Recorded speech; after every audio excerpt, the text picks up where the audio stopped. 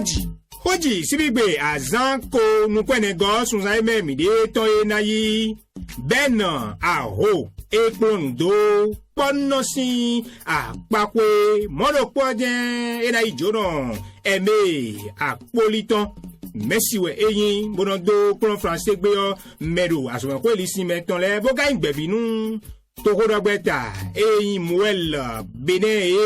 hotel una kendo ide Achepa esi jaga Patrice Talon ton erogan itole sin ron ye sin domeon zegbetabo gorunde tin bonon pe nukun do ache bodo alotion yon lepo jiro beneto mi ton me fi do ron la menu gonu eneon tewe ekaran ekana rendo gbeta suso ene gan itole ton eme te ekaran ekana don wa be indagbe podo yen apo adio ko te una kendo edi nu gan ki ko do po ene Hoji wiwa miton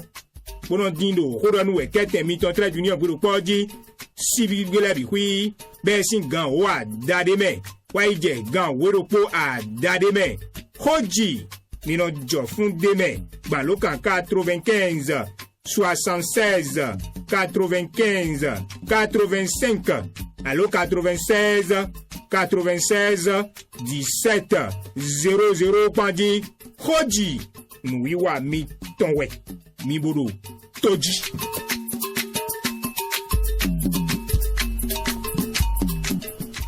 Hoji bo mi koro toji do we mi ton legbe mi do gan ero hiho eyo beton do koroko mi me koro mi do to egbon zudo rando fi mi ko gba igbon le yo bi hui mi don do koroko mi ton le bi o do azan ere din trala azanga gbe mi dogudo wa ine achepa ensijeka Patrice Talon ton iran bona si huze gbeta dede yo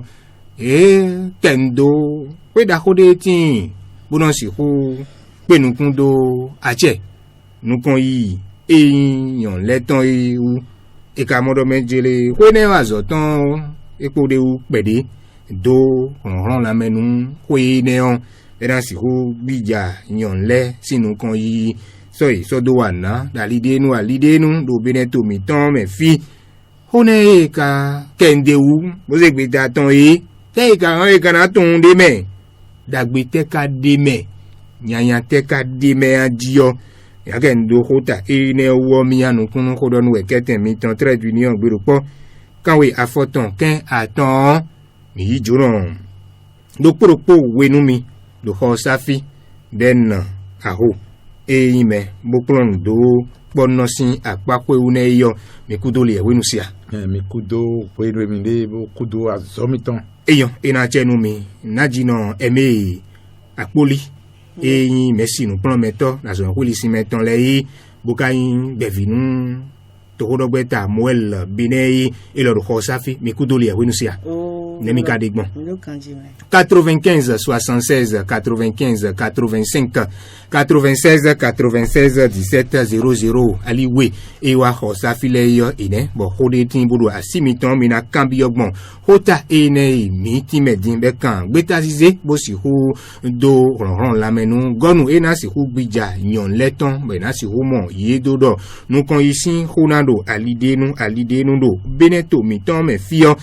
dagbe tekado gbeta siso ene ome nyanya tekade me te ka kan atun do gbeta ene ome anjio minaka ho mi ton le bio hola to bon we da jonjon do mo sinu kondon na 6 doti mi do gbechi siwe do okwe mi ton le egbe we onajino apoli apa mi ton diwe na wayi ache pa jegbeta beta ene oyi te ka kan atun do gbeta siso ene ome ndo gbenu beta to gan so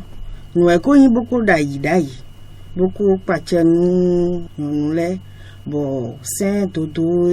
na jẹkun to itameyo ate pipa ko no do ko to kote ne do apa ne kwe tiyan eka yin le bo wa nu ne da ya sọ̀rọ̀ fi ne po e sọ̀rọ̀ so a mo de tiyan ama ta pipa o egbezan gbe tiyan e wa don le mi na le akoso nu ne bo sen le o ya le tenkun body anje de ti bonyonu leo nweme moko mo ede da ya enaje bi hu mo leji nweme eso afodo bo sun le no do ewu e kun na imo lo no modo mina de dokuto to ale le bi ho yo ache bi ba wa do pede nu kun so si imo hun be sin e komenti yon nu de we bo ache bi pa do le mina no kuto ton bona jekun do yon le me titengbe no gudo ton bona si u jekun nu kan yi eyan le ton yi do beneto me o mera ko oh bena aho beta ine ga ho itole yi ron boze do beneto mi ton me fie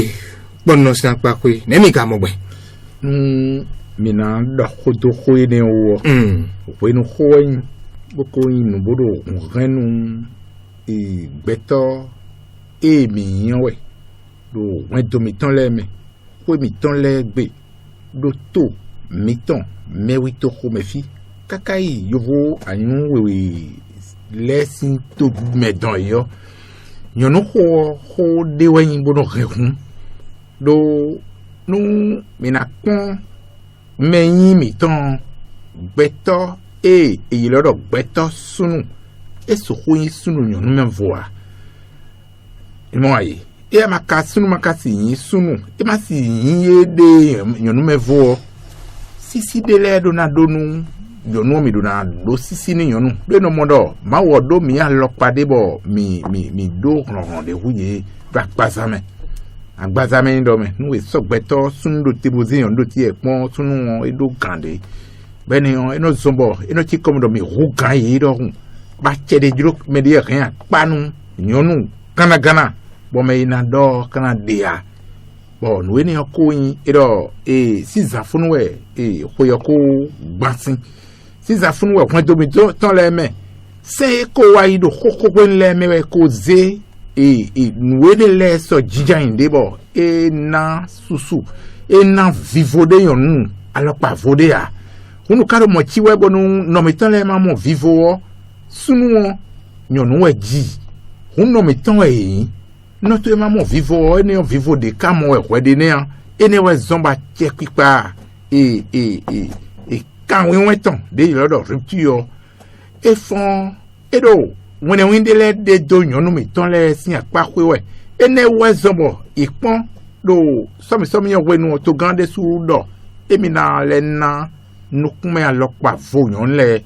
do apa kwewe go achepipa mi tonton dien mi na so nyonu so su alopa vo nyonu kana e na so nyonu su bonu e ma mo vivo do to ye me de wa e ma gwalo ninu e do yi nukan pede a e ma nya hedo jiton a e an ve o pede e wa so gbeta ene o do titon e do wa sanka gbe wa idiyan mo do yon le o yin mi apon mi o pedu e ye ande bo sonu e ka tun we nyonu bo tun vala e yon do e o ye rena le jawa ha e do nuno mi ton le ma voa mi si ku voa to be ka dobo ko kale do ko le meton ko yon na de me to bo nyana do pe video ademo eyan mina inu kan do yin do de mele yo to lo mi ton le ina mo nu kun je mezan de din na jino apoli esegbeta ne on bo si hu na vo ogonu ne na si ugbija yin le onu kan yi ton lo alile bi hu inu yo esegbeta ne mi me yon we ka do to do gbeta le me yo mi mo do menjele nu dagbe e mo do mi de din do mi de ne nu dagbe titengbe ali dagbe nu te ka de do to do sin apa kwe bo sunu ko do yonu po do po ne yo e ma kan wa don mi wa so ijawe ya ali le bi hui ho dagbede nu e wa pon we ndo jile fi de dagbede yo yan lo kon fine no amo dagbe o supo en bo mi khemi na kweto bu so do ji no mi so apakwe politique si apakwe to do si apakwe di yo do si apakwe di yo mi amodo jele sunu le o esupo taun amo yonu ka ifide yo fi ono fajenwe yonu don fide bonu decision de we yonu na prendre de bonu yonu prendre zegbeta de yo gbeta de yo mi amodo jele me ru fine de man sharuzi ya o gbeta ne no tinjenwe lo ma wo we ko to ache ne nji parce que dans une autre français gouvernement ce que oui yo yo ma ujuro donc ma wa go da che ne ni ji bonu mi video fi onu fatinwe inu fatinwe donc apa ene kwe o e ba we to gande do yon leo eni supo lo bono bura blo politique ko bana wa politique so mi na mondo endo jele sunde po yon de po ko me tin bonu yon na so pero ji pere o sun do pede nyiwan kweto fi nyiwan kweto fi adona do ko de a nyiwan do na do ko mi ka mondo do sun po yon po ko me o mi amodo yon le o nwe yon wa no wa nu pi mi adolo yon we nu bo e son de boda so do nu kon mi amodo no yi ma no tache ji be no yi titenge e ba so bo to ko do kami ton do jile gouvernement amodo gouvernement ton yon support gouvernement ton lo yon nu le o de we yin bo ma una be no je video no idun kon we nous mais ça côté économique bien quoi zinkansin apakuyo mi amodo yon le o mi inde bo yin wa no akwepere kanfala yin wa na akwepere bo mi amodo mi no konta o titengbe mi on blobo ko de so de wa bo no ro shaluzi o oui wa eno kwa udo le bi wi me bo na aso akwe bo confie nu yon ho fo e na kan nu ba ibo wa ale mo e lo sunu e makodo kopindo te ai nakodo ndete ba kwa ene ko sisa de meko ane donc asoyon do côté na yon na na chere ne nwe ale so culture sin côté o ne nien dodo mi ton les sin côté o mo yon e don le wuri bona gbo ene côté social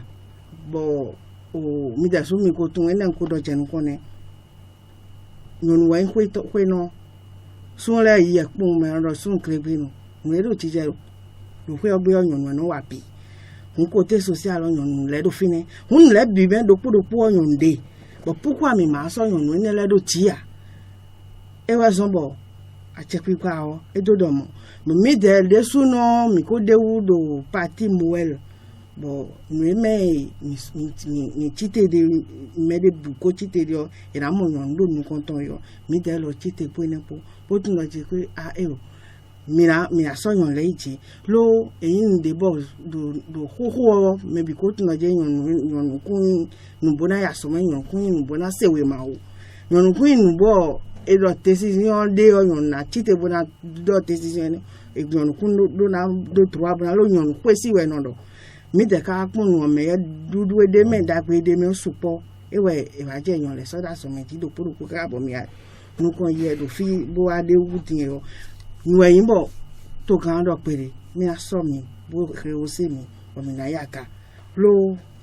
mi ado yen o nu pon meto weni ma do ko da pache o pa kwe ti pe de nu mi o da yo no yo nde do vacation bo mi no ho dai bo chobo nu kan ati bo to si yo no ta hun de bo a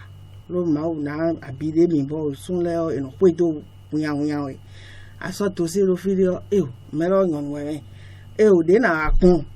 bo when am line nu menele yo inole abi o me o na je jeun to no ji jeun atora su kwe kwa popo me na cambio we me na tun we a de pe ma da su kwe bole wa bonu ni am line no ipe a when de bi fu ya sombo nu keke no ikuto ro kote ne nu keke no ikuto akun we matwe ne akun kan ji wa ne bakado na wa so we ma so akun adu na wa eni aka wa timbo ko kara de une we no do pere a se pi pa o wa yo do pere nwe lo le kun na imo da le bi fu ko lo wa so nde ro te be no yo do aspirana ni abi aspirana me o wa yin bo wa yin bo ma o pa che e so do ro e hun ko yo yan nu e pe lo yin bo bi ba we che na yin bo na do nu kun bo nu me che na yin ma o Messi de soro kabi o kan de soro ene on di do jangu ene on bi fu ito bo inu sin fu janson ne côté ene on ne mi a to pe nu a che gba do mi de ne me na ho be na ho o do e na jino apoli de fine din o e do dai yon do sunu glegbe nu yon kwesi achekpe ka to nu egbe din yo ero me bi do na ngere gbe nu bole na yin kwesi mo do e kono sa pa pe yo e chindo mejele nyen dudo mi tan do suso yin da do gbe e bo wa ro yo vole sin wa lo so jin do ayoji we vla fo wa yi mo ya yo ngere gbe nu yo vo lo diyan e ko do le no do égalité de chance, égalité de sexe. Parité kodo ere di. Oui nya che sunu ton, nyonu lo do ache ton. Nous sunu blo, nyonu lo rien blo. Be me bi do ache do po. Yo vole bonesi. Mindo. Moi do mi ton le sokon igbe we ya. No ka ipon, moi do koko mi ton dan o mesin agbaji yolo. Ache na nyonu. Sunu glegbe no imo ren ya hwa hun. E ka ze nyonu mi ton le bodole nyonu wa nya Amazon. Nyonu sunu bono ya gwan bono ido dudeji bono zewa khome bayan do kweton jidide e do najino mi tonde din be kan ya do nu nyonu do ezan zode nyonu bayan do na blo na pe ubo blo e kan do jide do yo bono do dudeji lo mi do nyina do de do se wa din be da ze et c'est beta kendo pobo et tito medona yankedo nyonuji ba che nyonu ton fi de rien tafu nyonde yo rien gbe bo ko me de u lo e na yi wa lo e ne sin lan tu me do gbe ko huzu repti wedo lele tu koko nini banabana koko biduna adona jobido asupa si ko tagba je din ma yon blo asun won hena itan ganpa be no tagba o yin tagba bon sunu wedo achekpa ton gan e wu nyonu zeklewe bon yon so do vivo de na mo yon so do gbeje eno gbeje so dan mo da lo to me ha e na igame bon semba na kwe fi de mi do yin la do de yo enewe mbana waji na jino mi ton boyi apakwe energy a to mi to le to mi hundo bene to me fi bon yon de chite kakwe ne me yo mi akpojo mi ado po o vla me ne le bon yon do poti bono ya kedo yi jindo me yon na yo we america ko tro yon iblo pagaye jule bon me ma si o abioto o me titengbe do no mi ton le si najiro mi ton le si apakwe bon ado khosa e sodo do suna mo de na do sun lo do ache hun ma do sunu gbe sun do ache hun bon yon sodo na tun ache debunu asuton pere kite wene no bonu ayagwe nyonu po amasonu nudida maka sonanda to ko me ni akai wadi ofiti asodo dura na kan ne biyo na imo najino mi ton no nya kedo mi giyo ba yiyo no zesunu jijan ache pepa ne ti huwa e mo dogun to ga mi ton Patrice Alonde ya sisi donande nyonu gege kite di bono ya lo no sunu asu eton le do e do code de la famille wafi bon yon we do de ne le do meno ya khade jile bono blo ba kite pe de bono asoro dura bono ni asitwe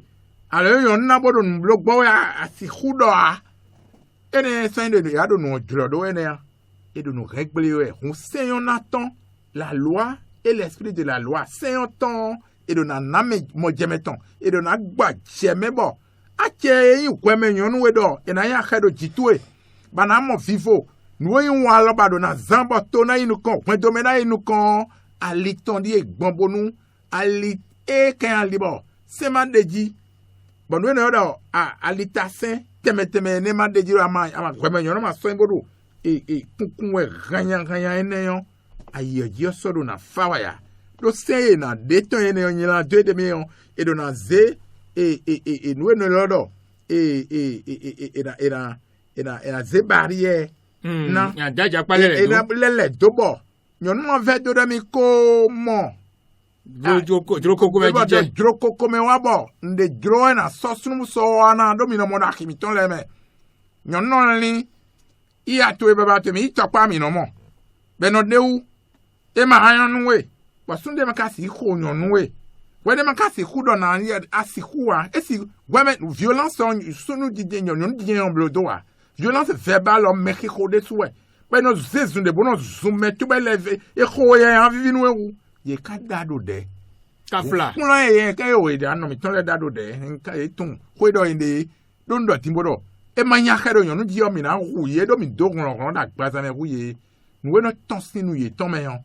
nu a kwede wo anaka no gbere bo na ise gan do nu we fi yan ase gan we se wa ni kale de da paston bonu nu yonu o o kokoroko yi wa je nu me yon baton na kwe onu nu we ba eto gan de vivo ina tondo ni no mi ton le yo mebi na do mon tout tondo edo afotonde we se teme do politique sin côté be blo jemi mo mi zon we bo boyi so mi pon ame we bo mi zon din pero talent ta do nyonu ina che sun le do to gami ton le pon be po ina de mi lo ame ina gonu mi ene be e wa pa cha e mebi boyi pon yon le bo de ken yondo po bo da me lo npon nu we ba nu yon le mi de o e ken wa so ine pero fine din eyin wi nu beneto boyi pon de unu Africa to mi ton do gbeyo bi meyon de no blogbon America to meyon bene mi yin to pe vie lo mi do pon de won ina li gege nu e bon no mi ton le ka do na bi yo ye de le mi bo me sun le mi ko tun do e do kenya do no mi ton le gbo na e a che do eze a jolly ali gege nu o di e do yon nu talent d'Achille économie en ton we e commerce we a e tout secret e tout de no jila no gbon e do gwen do ko na che ton ba yon nu no ya ki me bono sa no bono jila no ba yon kweba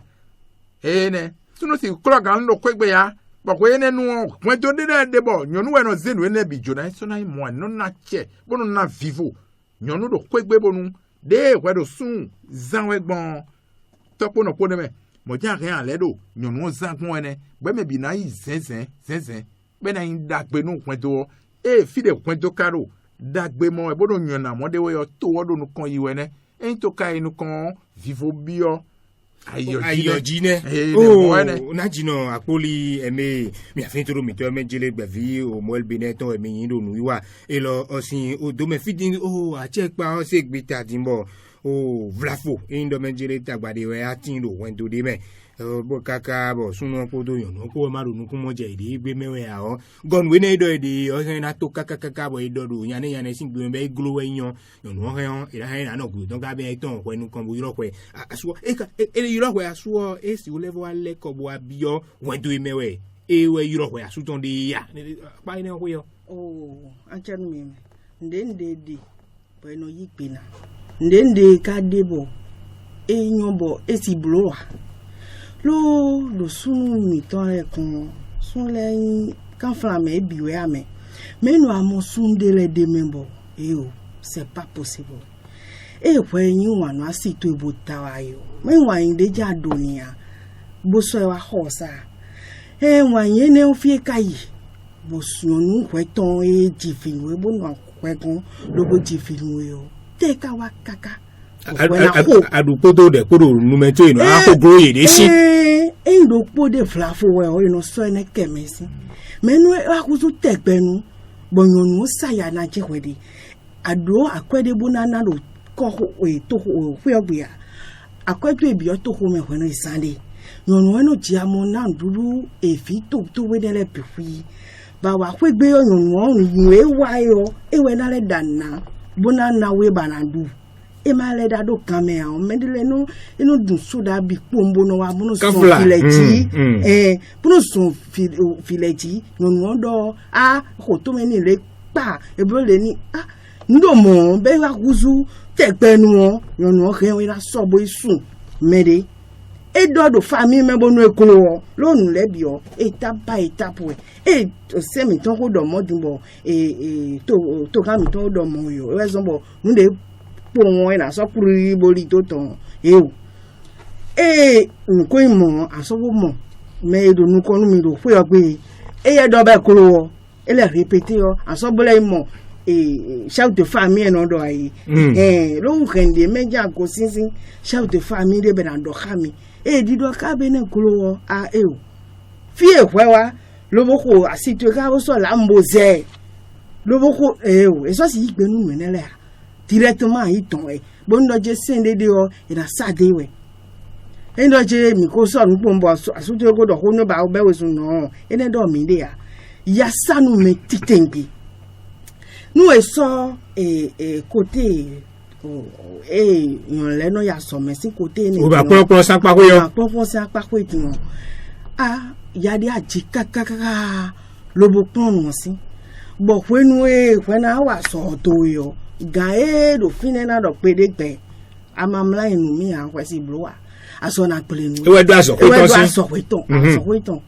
me le tin bo no ikudo lo bo no juba so no pele nu yon le me yon de le tin no do pegbe flin we to aso akwede no mode me akwe lo kunu kan fichile me eno wa le nu mi me gbe no wa je imagination le doji o ene no asin le bi wo yon no do obligé bo no bro nu e mana bro ayo eno to sin mi mo ayi sunu mo nkan ton le o wa yin yonu bo ko ma do facile ko ma babo ayin wa no asutu bo yin wa no fitu le bo tun okun to ene meje mi na no lo mi Africa gbe je mi lesin ayin yonu bo wa no wa yo fo e pe ali do e ko de le nu be no la fo de buro adu kan de le nu yon de le tin bo nu eyin wa nu ede bo yin wa nu fi ton le yin wa nu asu eton le eno pe po mo do pe de wa do nu mo nkan ton mo bo kan to do nu mo nkan ton bro andoni mba mo ame andoni nu kan to mba mo ame ale doni we ko persist ando kan nkwe file me ali do ponwe eso do problem wa bora ido se do ton yo ina sade ene so yin do jere mi saya nu sunu wa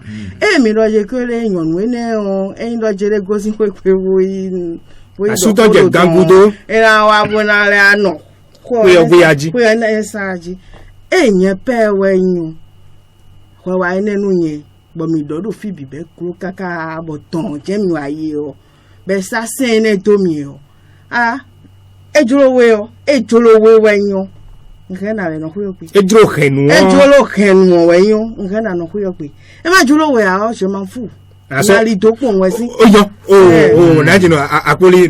ma wa yi o me pon do pon no si apakwe vi eji me o ji vita chloropo we aton ene kaka han aton me na chenwe do no mi ton le o mi pon point mi ton ni ponto no ton wo mi amondo senele de daya bo nya kedo no mi ton le dia bo kana suwe be no asuwe bo ya gbeton yi jibi bono do vitile weme ma ponto vitile o do when we ho wa iton bo zerwe bo dransa bo atonsin point do me bo wa yi we to le sinu kan institut do nu yon le tin be yan do kodo yon po sunu po nu bo don we yi be wa de yi bo se ba ho sunu tuwe triliton be je weton do abacho bonu ko idon anu din wedin mi wa se khami mi ase khami din wedin wezon bo ho wa idon ero je don chobon we no yodo remords regret et ondo anu ye wa yo ntun wa me ntun me lo we no avenu me alopade be no je don bo yon no ado amodo no mi ton wa no sin no lodo eji abi ne do eji bo enu aje fide asuna do vese we de yo enu avenu ye yon no na do njohodo yon no na do njohodo we do to le kan do enu je mo chwe no bio bo do ke npele wa enseon bade mi ado ne humi mo do ni amu fikile na jia mi na wa no ko mi mbado mi na le anoko me mi yi ne sin wa lotome bonu eso ablo de vonu wa indo mi le wa hun ndiwe no da mi do yo vohun mi so khere eno je ko ne no nyun we tun de mi na so kwe bo na jagro bo na jegbe ide yon de le de kongbon sunu kede sunu gregbe ndi ame nyonu gregbe le do podo to mo mi ro mi mo egbe sameji di mi ko mi amonye we do wa mi do mo nko kegetin bonu amana jegbe jan we a je don ale nya khedo asuto eji lo fi je ne no tino khoje e khonu bome anabo inu so we kaka gbon de bo anabo yi tagbo kaka de ye gweji amen weji nwele yan ji nwedo me kho me ji ahano me do wa no aka mu wedo no ne ji aka no afin de me fi de bo no ne a vovoton lo don asan no na ya gba asitu asan no na do ayi me ya ni asan no na do agbazame si ya ni afie no ne le do jije we yo vile do vivo mo ya vie na jegbe vie na kuzu delinquant le do po mi sodo vivo bodo vile plan ya mis nous plan yeton ye plan yeton na ta vielo ka so do pegbe wa do gamedien vielo do no plan e gandia vielo ka so do messi we gandia tapo no pone ma ka so do gbepone messi si ka so do to po no po tintin an vile kana yin bon e wa yin vi bana bala de mo mi de bon e to ko mi to le medin bon gege ruzu no mi no yo nko gege mi no yo le do fi bon no ne bi ti me we kasin e si tapo no po ene le o to e ma pe o bo plan vi to ganji Ouin de man zevi et ton soyo vibo do vile de susuji pede alo vido vous ba den ou beyo bon vi arou enfant de rue bodo yiwe et soyin dagbe de nous et quand on mettons les arou c'est des temps et de yo nous on a de mon vivo bona non viton les con bon takpo no pona seye de legbe nous na do si huna pon dagbe vi bon nous no lo na mon vivo de me bon nous azoe wa de ya e ji we de Khogba e reno Suzanne Abide Zama Damle Ndoye Mamla Bodo Zame Abodo Viko ya Viko wa detan bon tout encore ouzo bon et non zeme e bon ine bi kwi ndi men bi ba kwa me suna ka na vivo non me ton le anaji non me ton le e ma do me de ya me ma do me de on do khosu be yiro khosu be an dowe di ponu a khosugbe na dowe de yon ka don no leze e vigi do polo fin bo no metale ma ko monole e ko do na gaze bon de dromede en blobo leze gbe de to gbe bo ren gba point do le o no point do gba to sorti yan asite we yiro we mi bo le je don bo do mejele e pon bo do khe ni wa ikwe ben asite do le pon khe o e je don mi do ni nu de ne je ne mi do point do me gro mi do da sa me be glo mi do na kwegbe ton le sinya sa me be glo atavi atagan le sa me be kaka be glo hun weton wa gbegba no je institution le ton de do we to gan agbono pa won ton le pan je jonje wenu ana bi okwide me do je kweton nu e do en de je tan bonu wedo to do bonu we me asio wan yin do na sutu enugbo bonu de makoro dona bonu no kunte mako khule akhi bonu azonde ne me boy jegbe bo gba wen to wa ero je were ntu bonu wa bi o wena sen do fine pe bonu e kana no sen pa le do fine me yen we don wa nka ba mi ndado de mi nu mi yin wan mi nu bodo yen we hun mi tun do asuche ma tinyan ilo tinyan mo asuwa ni ka ni doseni gan lo menu de sole wa hun nde jomi hun mi so do wa na na jino apoli eme ngole wa gan mi ton de do to do gbe ta sin apa ko ye o mi tele de e antin do mejele se ne ton dimbo e le na ron azo ko ida ko ne on dimbo e agbija yon le ton do alide nu yo e ale yin ton bo yon we ma so ado asuko ya le na je posuji desu aye do te yo ko mi bo e do ko nu kon bo ye do ko do to suno ga do ko do to de fla fo wa e anti mo do beneto mi to me fi bo viro pasi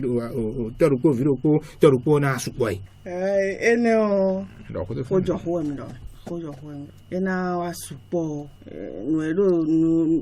John we ena wa supo parce yonde le timbo mi ho do tin yo e do ho do to ho po me yonde le de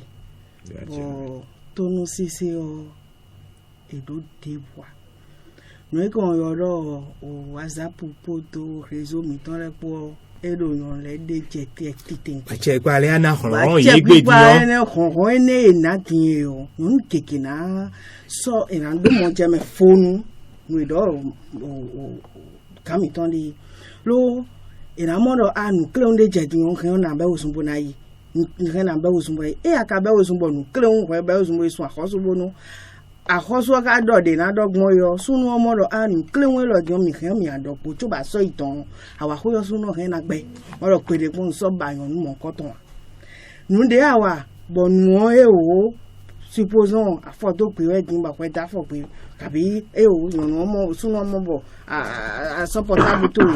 exemple ouais mais quand do clé ouais mais bon o akodo no ha me do WhatsApp di bo o video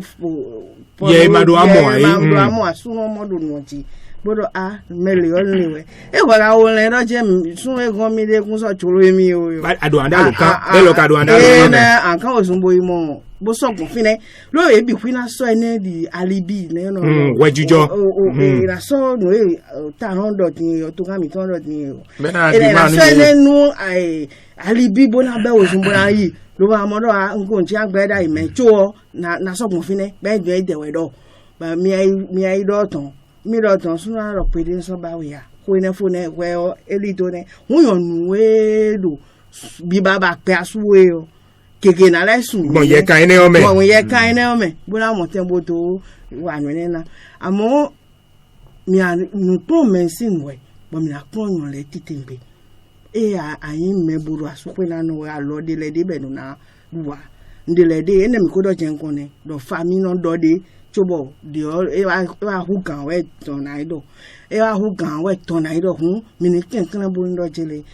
mi no yi pe bo no fa mi no do de le ma o ni lo ji je ni o conséquence ton we ndo Jesu yan nu keke na pe asodo kote lo hun mi abi o to gan do se na ni le pon kanji bo le ta bo le pon de na blo pon yi bo ndo Jesu se de na le tombo yonu do na blo le abuna blo le a o mi yonu do na dogbon le abuna dogbon da be na le sa se ne do yonu wo kote ne le o mi ale do nu to ga mi tombo e ale pon do kote ne bo na ma o awa mi to na afrontin me bi ra su agba 95 76 95 85 96 96 17 00 hojisi nu wa mi ton e weru nu kan iweru hodo nu ekete mi ton trade union gbero po ji gbeta e so do gan han itolesin o han isin domera zanga gbe mi dogudo o wa ine ibe kan pape eyin gonu da ho ino gbija yon le nu kon iye ton iyo ron dede tin bo ine weru fa me kije na e teme do tete ho ine o kado nte kado be yanya alo dabo ya jiyo o bena aho ekron do ponno sin apako yo ero fi mo jen najino eme apoli eyin mesinu prometo ti o ka levo igbevinu to ho do gbeta eyin moella bineyo ero fi bokon do pokon de dan do pa toro mi to hoji honton nu kon to ero kanu yo do nu esia nemi ka de gbon meje ka die akamu regua bo yoro mi sin to kunu mi mo da so mi ton mo da ku do to mi ton amon we ne wa yon ni o de so mi aba jona lo kan mi ton ganjibo mi asi use nje de mi ton glosia allo mi o kodo e ne nda le ma njo yon ndo ni na o de adabo to le na mo asugbe gba ko pa o da we ko to ulu ma do ma se ta ego o ba ko yon we ma ga yo ai di ko to yon ko ko ma wu so do pe e tare yo we wa de de ya ko ise de mo eyo ina je nu me hoji honton ero kan nu ba lo kan ton ka jinjan yin be se isorun gba ibombo nton iyo we go ero kan nu fina mi asu se nje de ton glo do nu esia abi ku to zo inkuro bon ça temerik c'est tant de Erika mi de mi aka hole biyo na kan hore biyo blem bon ho kama chanda manjele est-ce que a tie de ka nanyon le gbe danjele nyon le do a tie ton yo jusqu'à to a tie o to wa o te o to o e de na tie yon le bon ni no flabo yon de le no wa sen to candidate bon comme ça là il do ho ne o di yo yon le ti wo di o jo tanta a tie na ye di wo so bo no ti gbon mo abi ne no ka yin gbon bo en pa jo to pe de eyo ina chenu gbagro so kemi Erika sin zakpota sin kan ame don hoji konton a tongo ero kan nu yo kudo sansan o mi o kudo me che kadiye me da ho ala ko ala ria o alo kan jinja ino gomi ton ha hola to mo yi mere furu don do nu esia ne afo mi fo mi o e de don nfo ganji ma fo dia me che kadiye e ilo le kuto landry kan je mi si yo to kuna te gbata nu o atene na yo le ma ka sun kan bi oro yo le bi ta tun atene dire we go ye de tu lo we kai we bu ta nu yo ye mo de sun bo ba si kan ba te to ma ta ya yi wuri ya Eyo, donu koji konton enego edo kanu finene eyo. Donu esi ameche gadie. Ifon ganji. Zungbo bogon kan je misi. Ndo bon tire mitole. O to plan te buta o. Ndo pe bo ape. Lo e karo alando to la famo tete me. E na ti ayo mo di. O to so to je o. Asu pe na asu foi. O ataka ho sun asu foi. Lo yan lo ko taka so no me. Ndo de ho, yin do di me. E ke yan no pa su to pa ba ta me. O kwa su to ko ta benda me.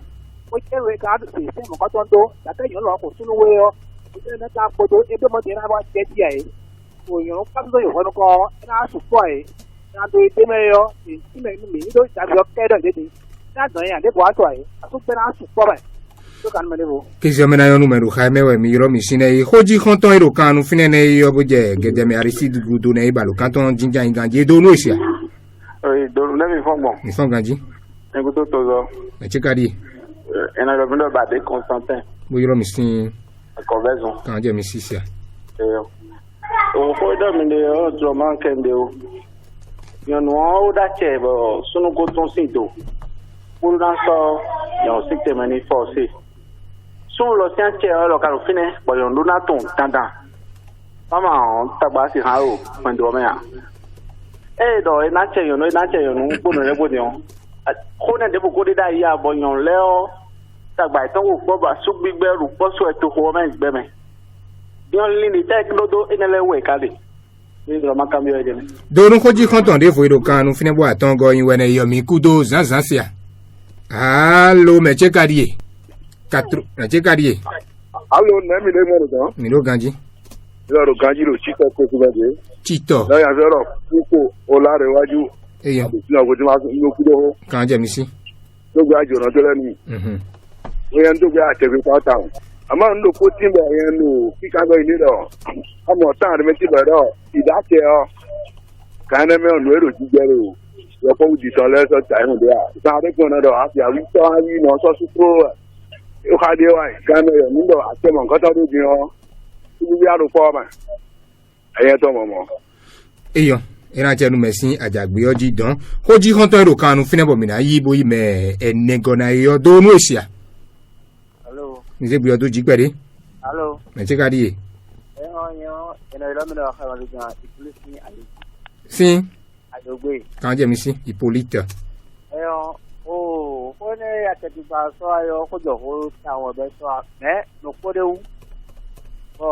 No mi akon no mi tole o fi kon de le no timbo. E no ajo ko le no be no fun mo no amayin sinu pin no pato tawon. We do de o tete be de mi a. O atetipa o de so e na ponu do fi ne le. Una pon tuno ije sente me ga mi na solo tenu yo le de su to yo mi o de le timbo. De tre de su o. Ye se uga kavra ye se uga atoto a kan so le. So we de ma pa bi e de no ri. No, e de timbo what to na no ti segbe. We no ga ije to yo, we je to jo no jo. Ni on se te ga so ise file. Wa me o se ma ko ton ayo, wo e de ko to me segbe. O se mo ko ton ka ton. Ina ti bere bo yan lu ti na gbe asuwe no to fi mi de gbede o da iro no mi to le sin pe nu o de dire no do wu owo bo no do na bi ya ha fi se me egbede o ero asukan yin togban ero togban yin asukan di la yin togban di la o e si ti re da me ye ju gbogbo esi o yan ti gbogbo esi bo no do ye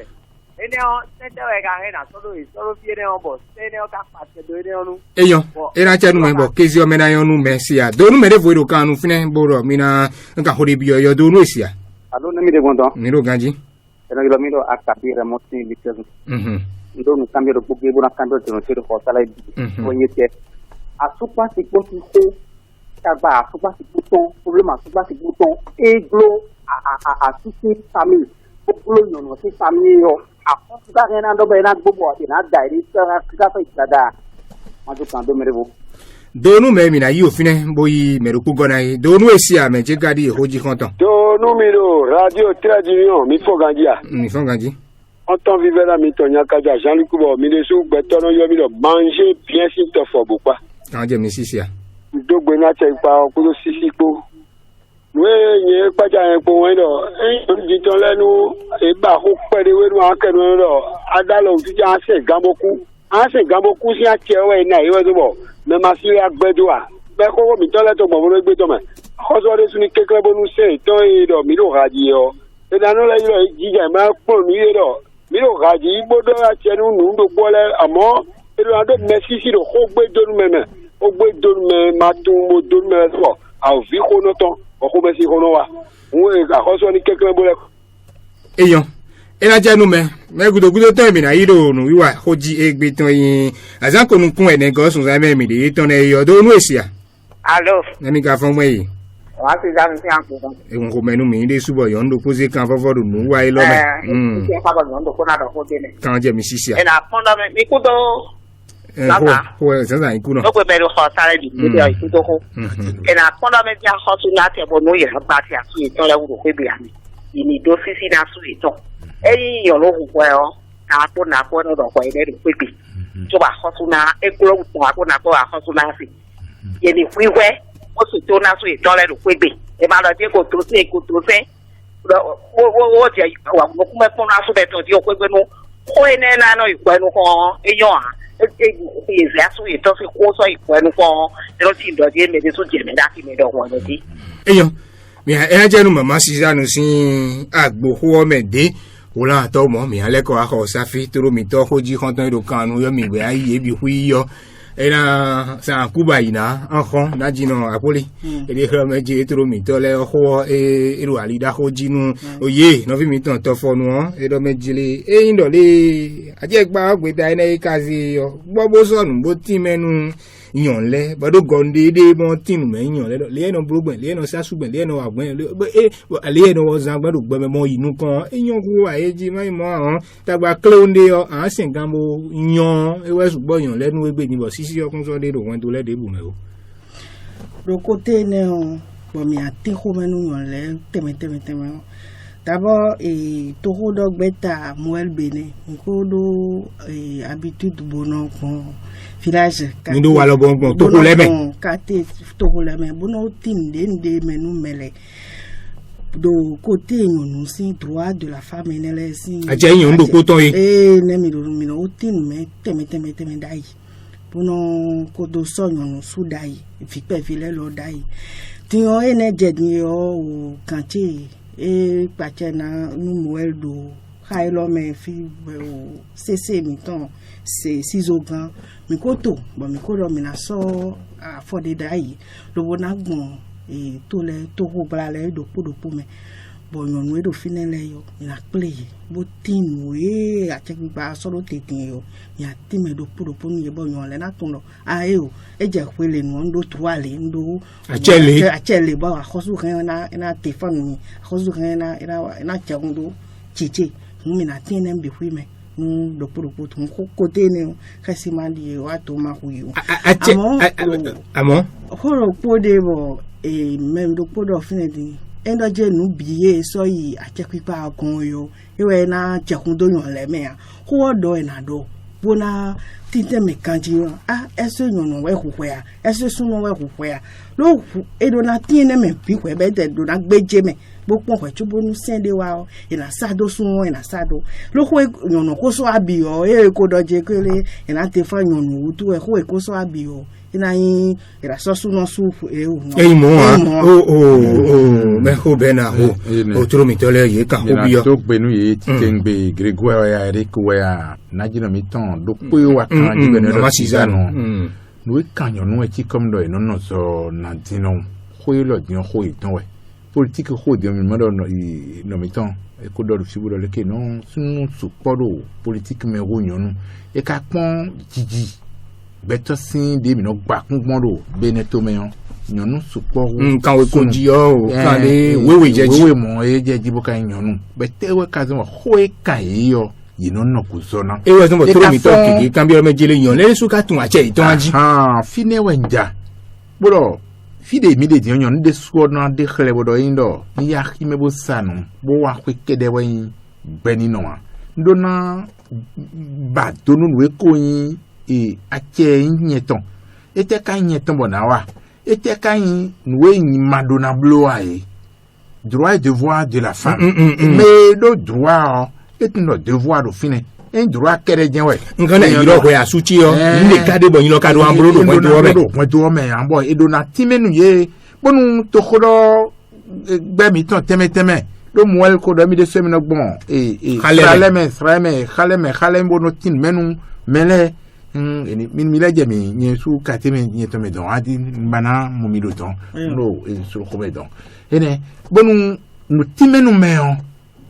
parti teme mimo e so si mere fine passa si mere do fine e démocrate le fine yesu po me kan démocratie bo do ban démocrate do na wo ya check betoton ete an che bondo na wa tata menu toche woni ro devoir ne en droit kede to tegwa sunu ablo le nyonu ablo to ganu na wa de nu melia ete kan wa lobo we do na zan to fi de droit de bo devoir ma de e an gbadjen we ntimenu me parti temetemele do na chite ni mi aso no te pon campagne to mi amoye o mi no gbe gwan se do ye we bonu beta eke gouvernement de temps yene de le chite bo organiser de le bo do ya dion campagne mi to mi ablo dion mi na do khodo ko do le me ne mi na gbon ko do na fa eteyin wa lobo sunu kan ya za do ko do me eteyin yonu ton eteyin vileton nu to na inu kan bo nu ko do ma jija yan to debu si ko inu kan e wa zo mo ko do mi na mo do sun de yo teme de ka to no nyon le katon se ne de ton ti to me ne ton dian e do mo je menu bo do dian ene wa zo mo e do na ya ti te plan mo ti menu me bo nu won do e ma gba won do gege o e ma ja nu blodo gbe so akele o nu me e do ndodo to onu e ka won ito wa e gbe ido mi ton de ne ro de menu e je wa me wa délégué lo de ma soro mi soro ye moedo srale me ha ni jazo iton wa ji gande no do tin vole soro ye mo ni chite bo ile ma so inde no isie attestation de résidence kede nu ma biblo kede ji oni je to zo aji bo mo no do me do agaton e je na blo no bi yo e so send e ton mi le don ene la to wa ho ene oji ma se we ma kele no si pro legalité na jino akoli o turo mi to le yo yesu bobo gege desu Hippolyte e do iko ifide jen bo yo wenu kan nyon legend do deji nyon legend o se on tin alo yeji e de ukaka bo o merko iro mi sin ajasin kan me don ngene jije we na so bo mema sina bi o wen do bi degbe bo wen do le anje vojeji a eji yo megegele kan ko ni bi mo ro po je akabi re mo do mejire e ndo e ka de ukaka bo ai ton do wo nu kon don je yan wo to le ka he na le ablo ma le adon yun we ni o to sun ni o ko pele nu bo do aje mi le ne kan bi yo o kan bi o do nu mo pa we ko pele no keke sin nunye kabi education eyan ko do mero ko do ayin me de bo do pon dagbe o an pe asudo mo wa ayin me de bo do pon dagbo ko de kan tin kaka bo mi na do kwenu kon kaka bo o sunu do pon dagbe bo nu yun lo do pon dagbe o mi amodo 100 ans mi lan de ko ngbe ko de nu kon yun do pon dagbe we so bo yin so ni pa on be do mi mo su yiro we asu mi ton o sin londele no atin be no ponto ndende wu nyondele no ponto vieti wu nyondele no ponto wanye donu asoton wu nyondele no ponto asuche ka do habitude edo wa lo le gbo le da ya me nde we na ko son tenka wa ndo na jeta me ne pachi do nde wa ndo ayole asuto wesin kan me anodo ko ni be no se atunsin ntenka wa nuwe nte wa blole nu ayin bo eblonwe to le o eno fenu me be no eno reagi ama na ya kunchi bi oyun mi ton le eni ya kunchi titembe bona yolo asu eton bona do ho edo bo egolo fami bi wi o mi me wele mi re mi ale adogbo me mi me wele mi re mi ale adogbo mele na so je mo edinbo egbon fisin bo ti on din tro ni ko le vivi so mo eno le adogbo si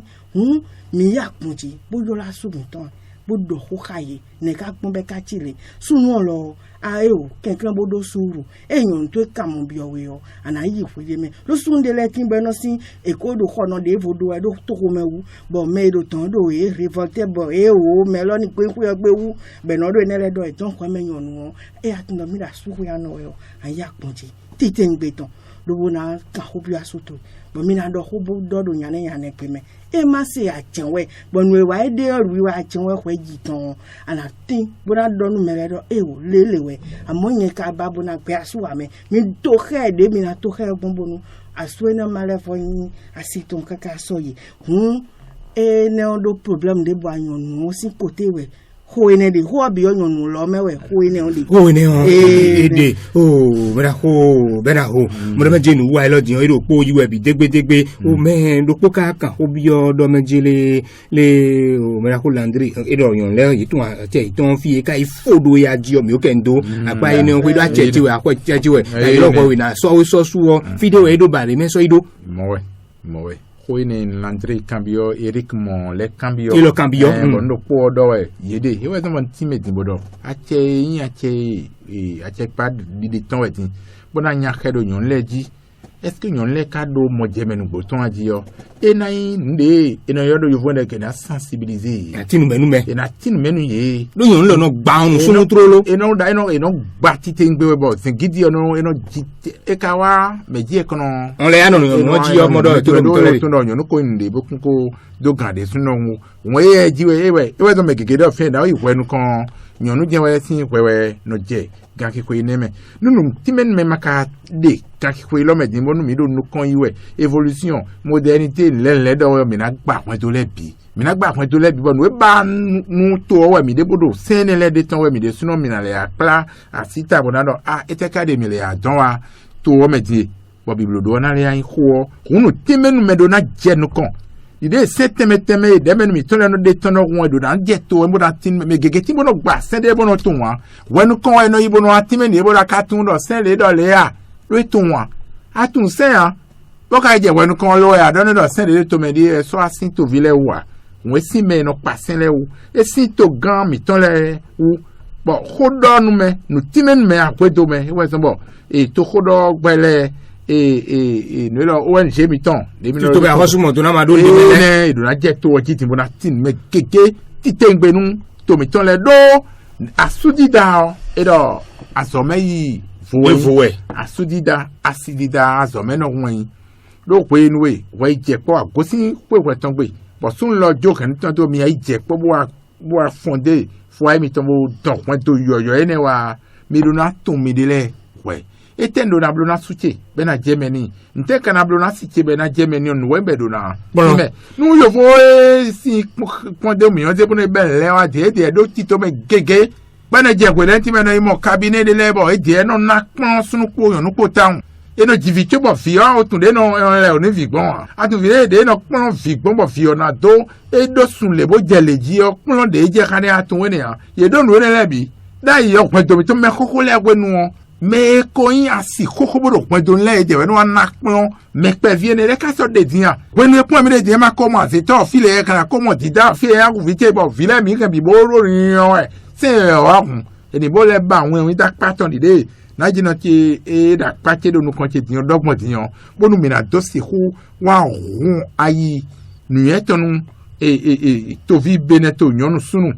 bonu nous connaissons de soutien et yo gamme reforme ton bi degbe o na jino akoli eme o dobo sutanu wa lo ho for bi ho for me on to pe nu do po mi ton e do khosafi ko la to pe nu me yo lo kemete me ya chenu ye ho he hunu ye po do pe nu kan ho ito mi ton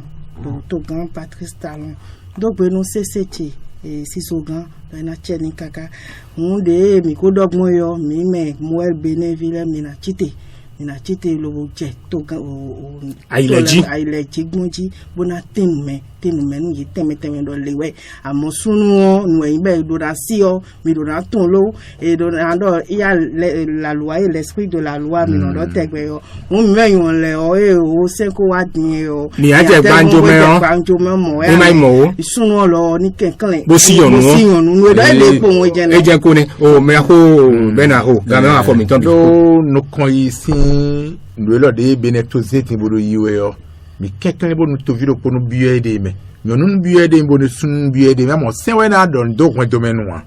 kwen do we na de seton bo na de walaton be na nyonu to bo to na zan bo na do so no kon yi ton sin no titengbe bo no to kodogbe to de no parti le ma so yin politique o e na no ba nyona meton de so na jenu kon o ni kwen do me sinyona ni to sinyona no mi ya xedo benetoji bo no beneto na yinukan era jenu mi dessous bon hodonu e kete mi ton trade union gbero po kan we afotan ken atan e do to mi de bo hoji sinu wa egbetan e we ro po iwe bi degbe bo hoda we mi ken do e we nga ho itole yi han bo se gbeta bo si wo level na horon gon we no gbija yan le ton lo beneto mi ton me o fie bo yan le na si so isodo ajoro to hodo sin apakwe pono sin apakwe nu ye dodo mi ton sin apakwe akwesin kan iton na si holi do sin o dali hotewe no ene ka kenu ye ateka de me dagbiteka de me ben aho epon do pono sin apakwe e wa ko safi najino eme apoli mesinu pon meto yin do aso ko di sin meton le buka yin befinu muel bene mi lojo fundo nu wiwa e lome e ma mo bonu gbeta iso iwe na zombo won do le nayin gbigbato gbede ipon onu eni si utunu o tunu holan to mo na 6 dotin e na chenu mi